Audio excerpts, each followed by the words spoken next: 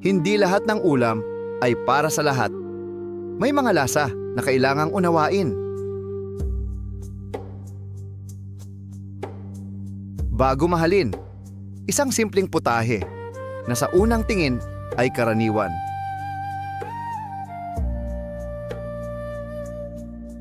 Ngunit sa bawat subo, may kwento ng sipag, diskarte at kultura.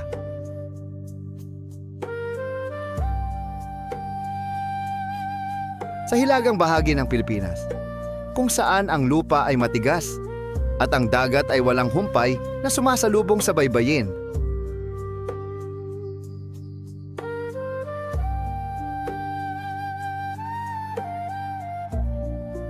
Dito isinilang ang isang putahe na sumasalamin sa katatagan ng tao. Ang igado. Ano nga ba ang igado?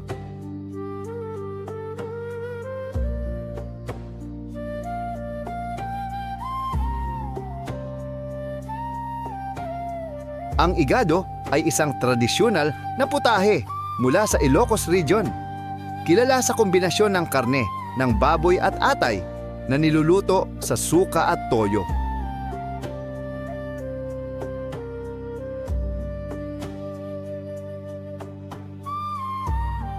Ang lasa nito ay isang balanseng pagsasanib ng alat at asim na nagbibigay ng kakaibang linamnam. Kasama ang bell peppers at green peas, ang simpleng ulam na ito ay nagiging makulay. Hindi lamang sa itsura, kundi pati sa kwento.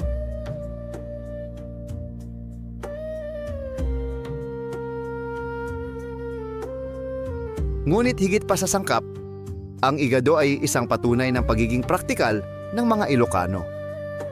Ang mga Ilocano, kilala sa pagiging matipid, matatag at maparaan. Sa lupang hindi laging mapagbigay, natutunan nilang gamitin ang bawat biyaya. Walang nasasayang.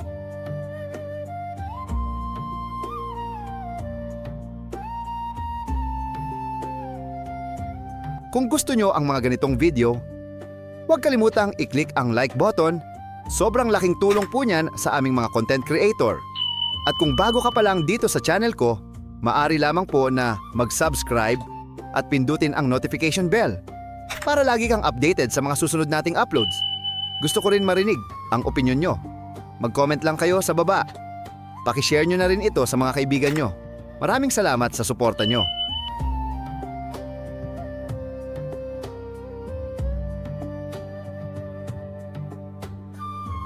Noong dumating ang mga Espanyol, dala nila ang kanilang kultura, wika at panlasa. Isa sa mga salitang iniwan nila, higado, na ang ibig sabihin ay atay. Mula sa higado, isinilang ang pangalang igado. Ngunit higit pa ito sa simpleng pangalan, ito ay simbolo ng pagsasanib ng kultura. Sa hilagang bahagi ng Pilipinas, kung saan ang buhay ay hindi palaging madali, natutunan ng mga Ilocano ang isang mahalagang prinsipyo, walang nasasaayang.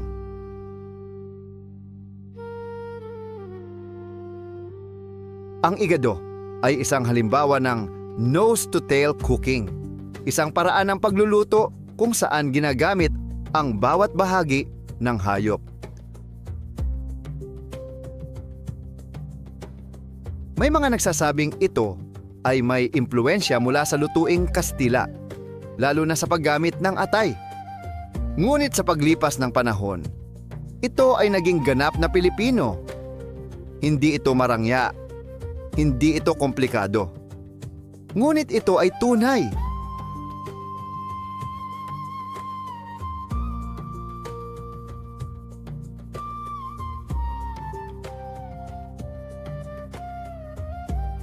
Sa bawat handaan, may mga ulam na inaasahan.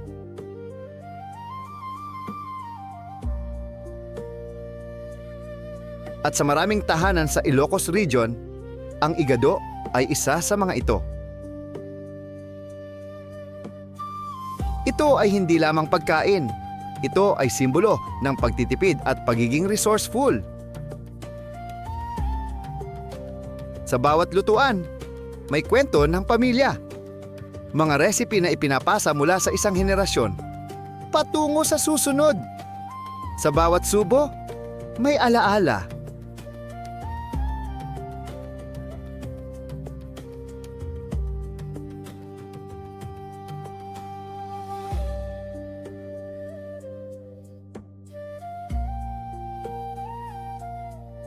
Ang tunay na igado ay hindi minamadali. Ito ay isang proseso, isang ritual.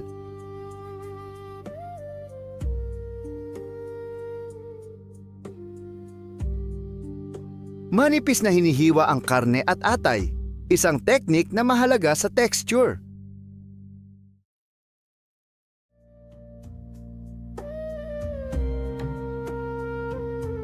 Sa mainit na kawali, igigisa ang bawang at sibuyas hanggang maglabas ng bango.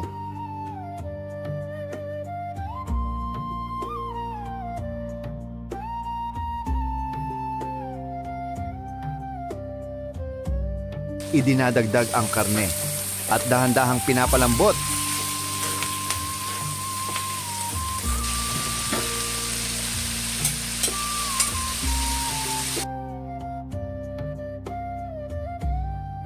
Ang suka at toyo, ang puso ng lasa, ay idinadagdag.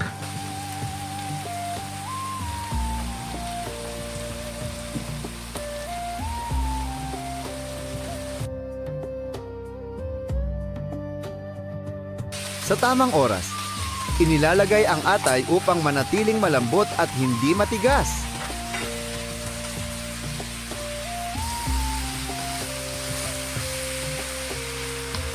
Sunod na ilagay ang mga gulay.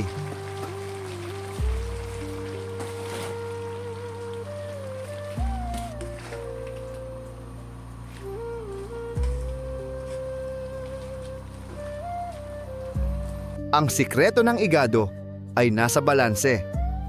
Hindi dapat sobra ang suka at hindi rin kulang ang alat.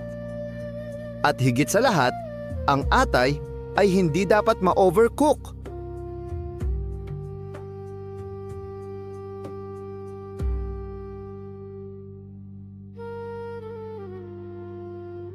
Bagamat nananatili ang tradisyonal na paraan, nag-evolve rin ang igado.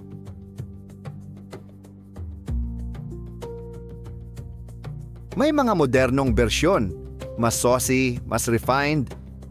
May iba ring gumagamit ng ibang uri ng karne. Ngunit sa kabila ng pagbabago, ang puso ng igado ay nananatili.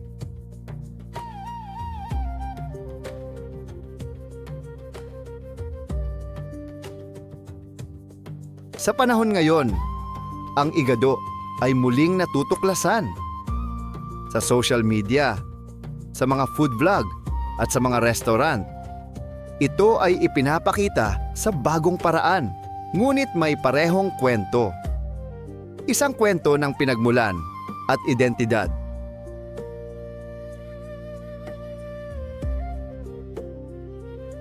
Hindi lamang lasa ang ating nararanasan, kundi ang kwento ng sipag, diskarte, at pagmamahal sa tradisyon.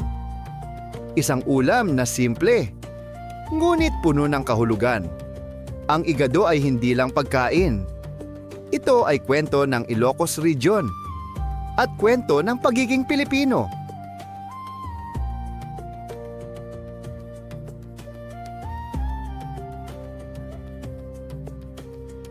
Maraming salamat po sa inyong panonood at sana po may natutunan kayo sa bidyong ito.